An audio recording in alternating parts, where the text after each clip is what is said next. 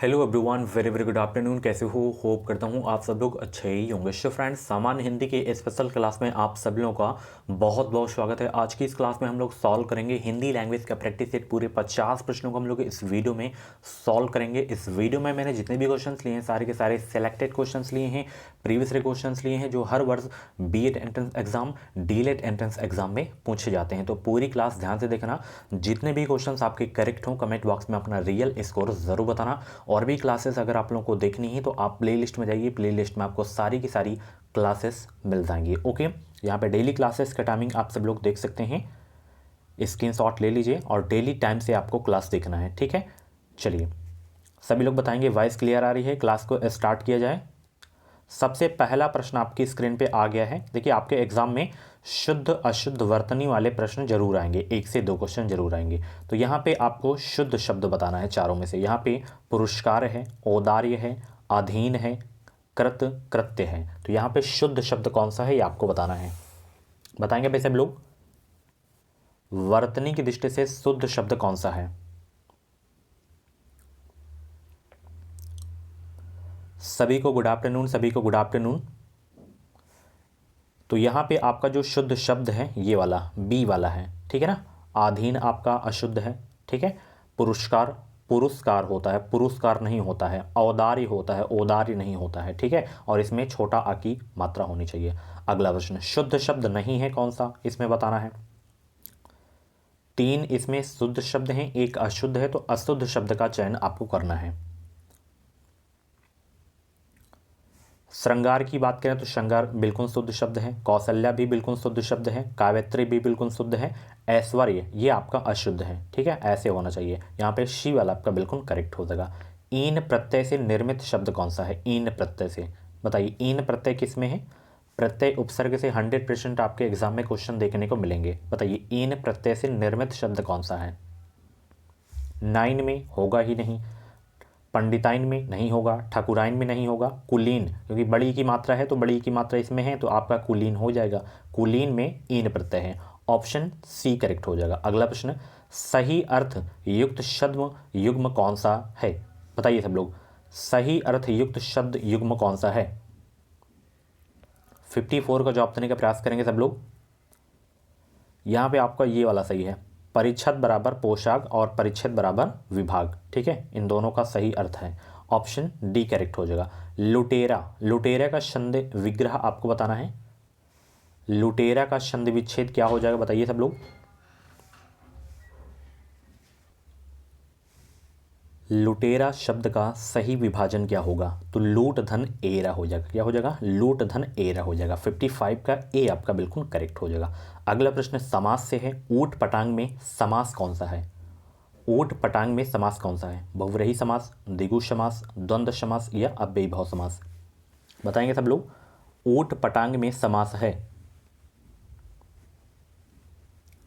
सभी को good afternoon. आप बिहार डीएलएड एंट्रेंस एग्जाम की तैयारी कर रहे हैं, किसी भी स्टेट की बीएड एंट्रेंस एग्जाम की तैयारी कर रहे हैं तो ये क्लास आप लोगों के लिए हेल्पफुल है। तो अभी के अभी एजुकेशन मिसाइल यूट्यूब चैनल को सब्सक्राइब करिए ताकि जो भी क्लासेस आएँ, जो भी अपडेट आएँ, वो अपडेट आपको सबसे पहले हमारे चैनल के माध्यम से मिल सके। आगे भी आपको हेल्प मिलेगी हमारे चैनल से। जैसे आपका बीएड में एडमिशन हो जाएगा तो बीएड में अच्छा परसेंटेज कैसे लाया जाता है, टीचिंग में क्या करना पड़ता है, प्रैक्टिकल फाइल कैसे बनाई जाती है, आगे टेट सीटेट एग्ज़ाम देंगे उस एग्ज़ाम को कैसे पास किया जाता है, वो सारी चीज़ें आपको यहाँ पे मिलेंगी। तो ऊट पटांग में आपका जो समास है बहुव्रीहि समास है, ऑप्शन ए करेक्ट हो जाएगा। प्रतिहार का पर्यायवाची कौन सा है? प्रतिहार का 57 का जवाब दीजिए।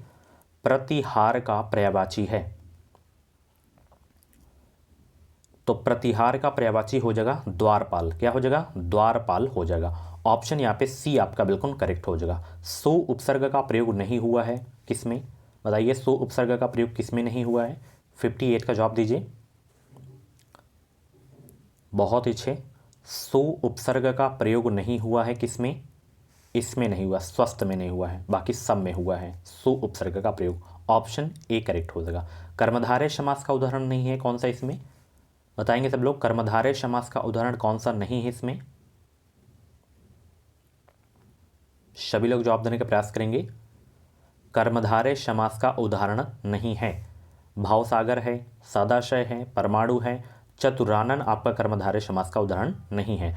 ऑप्शन यहाँ पे बी वाला आपका बिल्कुल करेक्ट हो जाएगा। संस्कृत शब्द का संधि विच्छेद क्या होगा, बताएंगे सब लोग। संस्कृत शब्द का संधि विच्छेद क्या होगा। यूपी बीएड एंट्रेंस एग्जाम 2024 के नाम से प्लेलिस्ट होगी, उसमें आपको सारी की सारी क्लासेस मिल जाएंगी। तो संस्कृत शब्द का संधि विच्छेद जो होगा समधनकृत हो जाएगा। क्या हो जाएगा, समधनकृत। ऑप्शन यहाँ पे बी वाला आपका बिल्कुल करेक्ट हो जाएगा। अगला प्रश्न है किस शब्द में उपसर्ग का प्रयोग नहीं हुआ है। 61 का जवाब दीजिए, किस शब्द में उपसर्ग का प्रयोग नहीं हुआ है।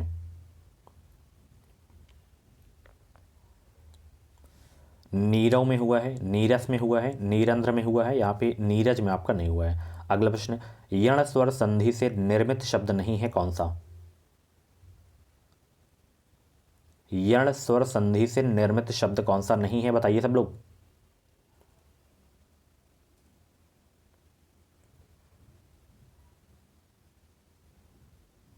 तो यहाँ पे स्वाधीन आपका नहीं है, ठीक है ना। बाकी ये तीनों आपके जो है यण स्वर संधि के उदाहरण है।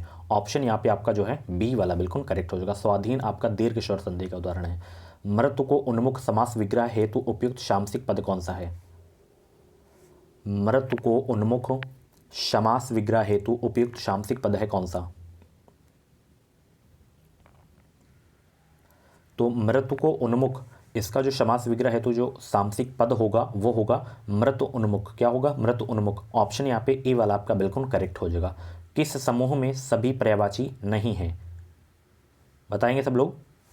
किस समूह में सभी पर्यायवाची नहीं है।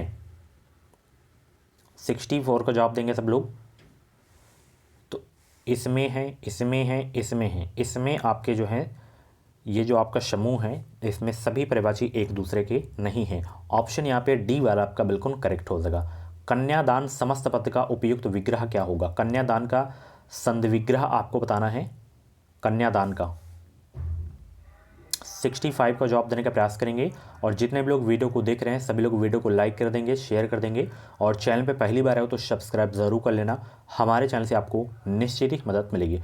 कन्यादान समस्त पद का उपयुक्त विग्रह होगा कन्या का दान। क्या होगा, कन्या का दान होगा। ऑप्शन सी करेक्ट हो जाएगा।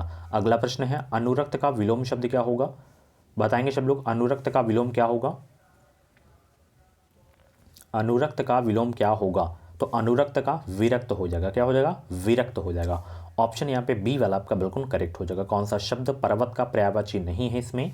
अचला है, आद्री है, अचल है, नग है। तो पर्वत का पर्यायवाची कौन सा नहीं है ये आपको बताना है। पर्वत का पर्यायवाची नहीं है कौन सा, तो यहाँ पे अचला नहीं है। बाकी आद्री, अचल, नग ये तीनों आपके पर्वत के पर्यायवाची हैं। अचला आपका पर्वत का पर्यायवाची नहीं है। 67 का ए आपका बिल्कुल करेक्ट हो जाएगा। नेक्स्ट क्वेश्चन, अशुद्ध विलोम युग्म कौन सा है, बताइए। अशुद्ध विलोम युग्म कौन सा है। 68 का जवाब दीजिए सब लोग, सभी लोग जवाब दीजिए भाई, सभी लोग। कौन सा इसमें जो है अशुद्ध विलोम युग्म है। आंसर सोचने का अगर आप लोगों को ज़्यादा समय चाहिए तो आप लोग वीडियो को रोक भी सकते हैं।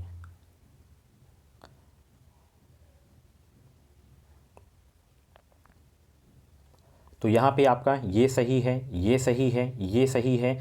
निर्मल का अमल विलोम शब्द नहीं होता है। ऑप्शन यहाँ पे आपका जो है सी वाला बिल्कुल करेक्ट हो जाएगा। अगला प्रश्न है द्विज शब्द का जो है किस अर्थ में प्रयुक्त नहीं होता है, बताइए। द्विज शब्द किस अर्थ में प्रयुक्त नहीं होता है, जवाब देंगे सब लोग।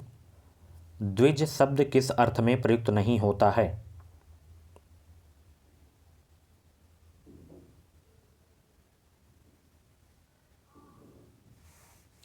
तो द्विज शब्द किस अर्थ में प्रयुक्त नहीं होता है, यहाँ पे दुबला में नहीं होता है, बाकी पक्षी में होता है, ब्रह्मांड में होता है, एंड दांत में होता है। ऑप्शन यहाँ पे आपका जो है डी वाला बिल्कुल करेक्ट हो जाएगा। जैसे यहाँ पे निर्मल था, इसका ये अमल नहीं होता है तो मलिन होता है इसका विलोम। अगला प्रश्न, रस्सी, प्रत्यंचा और विशेषता अर्थों का वाचक शब्द कौन सा है, बताइए। रस्सी, प्रत्यंचा और विशेषता अर्थों का वाचक शब्द कौन सा है, तो ये वाला है गुण, ठीक है। ऑप्शन यहाँ पे आपका बी वाला बिल्कुल करेक्ट हो जाएगा। संज्ञा शब्द से बना विशेषण नहीं है कौन सा। 71 का जवाब देने का प्रयास करेंगे। संज्ञा शब्द से बना विशेषण नहीं है कौन सा। 71 का जवाब दीजिए। तो ये वाला आपका नहीं है, लिखित संज्ञा शब्द से विशेषण आपका नहीं बना है। ऑप्शन यहाँ पे आपका ए वाला बिल्कुल करेक्ट हो जाएगा। शुद्ध वाक्य छांटिए, इसमें शुद्ध वाक्य कौन सा है चारों में से। रावण की हत्या राम ने की थी, सब लोग अपनी रजाई लेकर सो गए, पंजाब की भूगोल की एक प्रति खरीदनी है, पेड़ पर कोयल कूक रही थी। शुद्ध वाक्य छांटिए, फटाफट आंसर दीजिए सब लोग।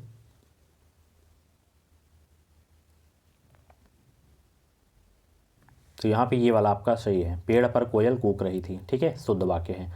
कर्मवाच का उदाहरण कौन सा है? कर्मवाच का उदाहरण बताइए सब लोग, 73 का जवाब दीजिए। तो कर्मवाच का उदाहरण वाक्य है ये वाला, धावकों से दौड़ा नहीं गया। ऑप्शन यहाँ पे आपका बी वाला बिल्कुल करेक्ट हो जाएगा। आहुत आहूत युग्म शब्द का उपयुक्त अर्थ कौन सा है? आहुत आहूत युग्म शब्द का उपयुक्त अर्थ कौन सा है?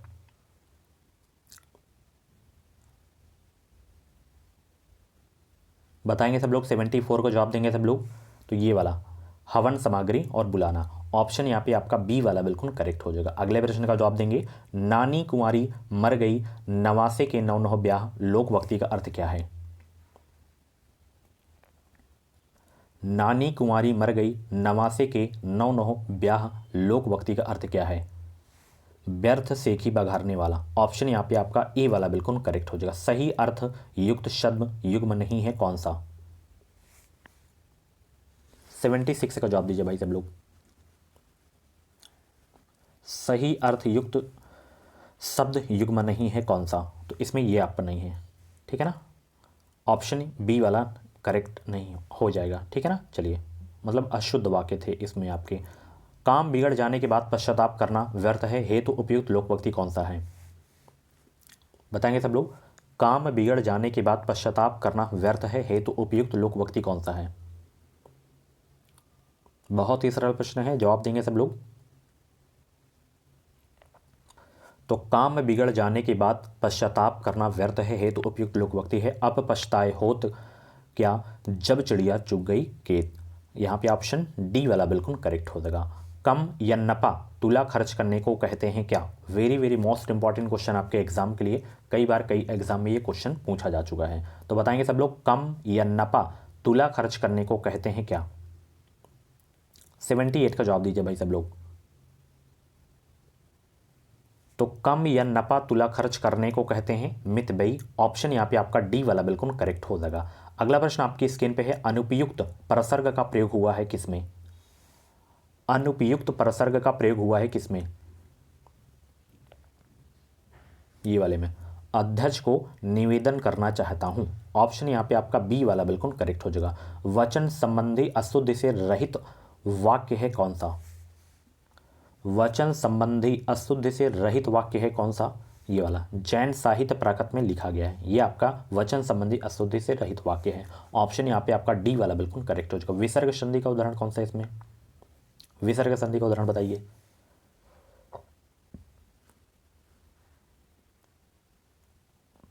विसर्ग संधि का उदाहरण बताएं भाई सब लोग।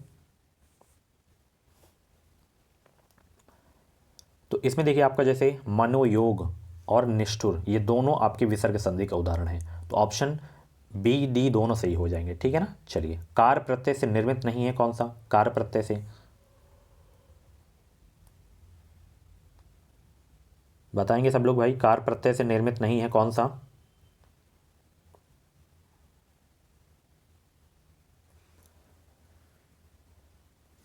ये वाला नहीं है, ठीक है। चलिए अगला प्रश्न, अशुद्ध वर्तनी है कौन सा? अशुद्ध वर्तनी कौन सा है इसमें? 83 का जवाब दीजिए सब लोग। तो ये वाला अभ्यारण, ये आपका अभ्यारण अशुद्ध है, ठीक है। चलिए, मरने की इच्छा वाक्यांश हेतु उपयुक्त शब्द कौन सा है? मरने की इच्छा वाक्यांश हेतु उपयुक्त शब्द कौन सा है? मुमूर्षा हो जाएगा। ऑप्शन यहाँ पे आपका जो है बी वाला बिल्कुल करेक्ट हो जाएगा। मूल शब्द व प्रत्यय का विभाजन अशुद्ध है कौन सा?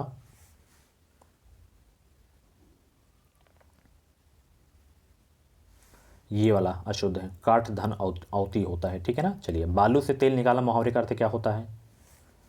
बालू से तेल निकालना मुहावरे का अर्थ क्या होता है? बिल्कुल सरल प्रश्न है। तो बालू से तेल निकालना मुहावरे का जो अर्थ होता है वो क्या होता है? असंभव काम करना होता है। क्या होता है? असंभव काम करना होता है। ऑप्शन यहाँ पे बी वाला बिल्कुल करेक्ट हो जाएगा। अशुद्ध वाक्य है कौन सा इसमें? अशुद्ध वाक्य, अशुद्ध वाक्य का चयन करें इसमें। 87 का जवाब दीजिए भाई फटाफट सभी लोग। और वीडियो को लाइक कर दो, बहुत ही कम लाइक है तो 50 लाइक कंप्लीट कर दो सभी लोग फटाफट, 50 लाइक कंप्लीट करो सभी लोग। चलिए, अशुद्ध वाक्य कौन सा है इसमें? अशुद्ध वाक्य आपका ये वाला है, उसे व्यर्थ सहायता देने से कोई लाभ नहीं है। ऑप्शन यहाँ पे आपका सी वाला बिल्कुल करेक्ट हो जाएगा। शुद्ध वाक्य नहीं है कौन सा? शुद्ध वाक्य। कम समय में ज़्यादा क्वेश्चन सॉल्व करेंगे। और आप लोग बताइए टॉपिक वाइज की क्लास कब से स्टार्ट की जाए, कल या परसों से? कमेंट बॉक्स में अपनी राय ज़रूर देना। 88 का जवाब दीजिए। शुद्ध वाक्य नहीं है ये वाला आपका शुद्ध वाक्य नहीं, बाकी तीनों आपके शुद्ध वाक्य हैं। शुद्ध वाक्य इसमें आपको बताना है, उसमें बताना था शुद्ध वाक्य नहीं है, इसमें बताना है शुद्ध वाक्य कौन सा है। ये वाला आपका यह मंत्र ग्राह है। ऑप्शन डी करेक्ट हो जाएगा। पय का अर्थ क्या होता है? पय का अर्थ, पय का अर्थ बताइए क्या होता है? पय का अर्थ होता है दूध। क्या होता है? दूध होता है। अगला प्रश्न, भाववाचक का प्रयोग नहीं हुआ है किसमें? भाववाचक का प्रयोग किसमें नहीं हुआ है? 91 का जवाब दीजिए। भाववाचक का प्रयोग नहीं हुआ है किसमें? ये वाले में नहीं हुआ है। मुझसे यह बोझ उठाया ना जाएगा। ऑप्शन यहाँ पे सी करेक्ट हो जाएगा। कार्यालय पत्र में अधोलोक में निम्न में से क्या नहीं हो सकता? 92 को जवाब दीजिए। कार्यालय पत्र में अधोलेख में निम्न में से क्या नहीं हो सकता? परिस्थिति का परिणाम नहीं हो सकता है, ठीक है ना, कार्यालय पत्र में। ऑप्शन डी करेक्ट हो जाएगा। कर्तवाचक का प्रयोग नहीं हुआ है किसमें? 93 का जवाब दीजिए सब लोग। और आने वाली जो आपकी क्लासेस होंगी बहुत ही ज़बरदस्त क्लासेस होंगी, तो सब्सक्राइब कर लीजिए ताकि वो क्लासेस आपसे छूट ना पाए। सरकारी सीट लेना है तो अभी कभी एजुकेशन मिसाइल यूट्यूब चैनल को सब्सक्राइब कर लीजिए। इस चैनल से आपको निश्चित ही मदद मिलेगी। 93 का बी ऑप्शन करेक्ट हो जाएगा। माली बगीचे में फूल तोड़ रहा है, ठीक है, इसमें नहीं हुआ है कर्तवाचक का प्रयोग। व्यंजन संबंधी अशुद्ध वर्तनी कौन सा है?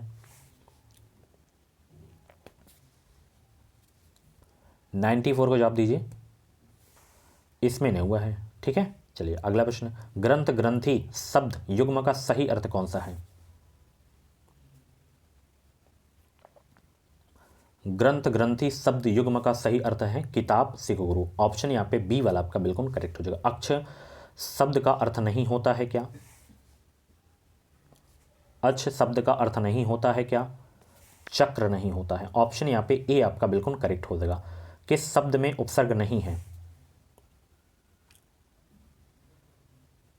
97 का जवाब दीजिए सब लोग।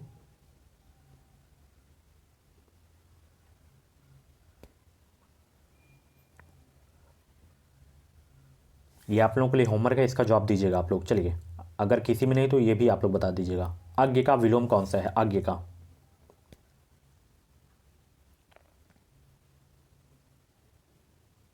तो विज्ञ होता है तो यहाँ पे भिज्ञ है, तो यही आपका सही हो जाएगा, ठीक है। चलिए, किस क्रमांक में अघोष व्यंजन है? अघोष व्यंजन कौन सा है इसमें? तो यहाँ पे ता और था ये आपके अघोष व्यंजन है, ठीक है। चलिए अगला प्रश्न, किस वाक्य में अनिश्चयवाचक सर्वनाम है?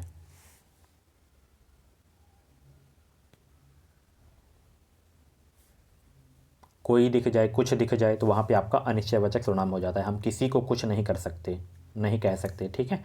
ऑप्शन यहाँ पे सी आपका बिल्कुल करेक्ट हो जाएगा। सो फ्रेंड्स, ये थी आपकी जो है हिंदी लैंग्वेज की क्लास। कैसी रही क्लास कमेंट बॉक्स में अपना फीडबैक ज़रूर देना। ऐसी ही डेली क्लासेस देखने के लिए हमारे एजुकेशन मिसाइल यूट्यूब चैनल को सब्सक्राइब करिए ताकि जो भी अपडेट आए वो अपडेट आपको सबसे पहले हमारे चैनल के माध्यम से देखने को मिल सके। कुछ भी डाउट्स हैं आप कमेंट बॉक्स में अपना डाउट क्लियर कर सकते हैं। बाकी अपनी डेली तैयारी स्टार्ट कर दीजिए। कल से आपकी जो है टॉपिक वैसी क्लासेस होंगी, उनको देख कर आपको एक प्रॉपर शॉर्ट नोट्स आपको बनानी है, ठीक है, और उसी को रिवीजन करना है। जो मेरी प्रैक्टिस सीटी क्लास हो उसको आपको जो है देखना है एंड प्रीवियस ईयर के क्वेश्चन में सॉल्व करवा दूंगा। 5 साल के प्रीवियस ईयर क्वेश्चन आपको बिल्कुल फ्री में दूंगा। उसकी पीडीएफ भी आपको मिल जाएगी हमारे टेलीग्राम ग्रुप को भी। तो टेलीग्राम ग्रुप को जरूर से जरूर ज्वाइन कर लीजिए। टेलीग्राम ग्रुप का नाम है education with Sahil. Link video का डिस्क्रिप्शन बॉक्स में दे दिया हूँ। आज की इस वीडियो को लाइक का टारगेट है 50। लाइक ज़रूर कर देना और शेयर कर देना अपने दोस्तों के साथ जो भी बीएड एंट्रेंस एग्जाम की तैयारी कर रहे हैं या बिहार डीएलएड एंट्रेंस एग्जाम की तैयारी कर रहे हैं। Thank you so much, bye bye, take care, मिलते हैं अगली क्लास पे।